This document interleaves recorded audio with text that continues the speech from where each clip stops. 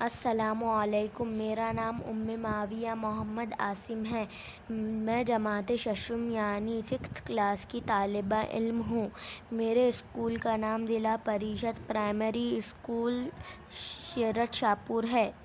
میں آپ کے سامنے ریاضی کے ایک مشکل تصور پیمائش کی تبدیلی یعنی میزرمنٹ کنورٹنس کو پیش کر رہی ہوں۔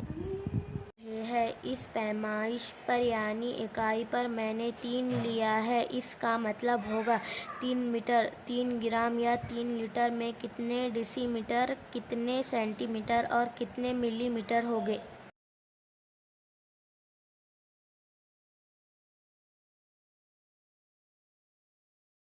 ہم چھوٹی اکائی کو بڑی اکائی یا بڑی اکائی کو چھوٹی اکائی میں تبدیل کر سکتے ہیں۔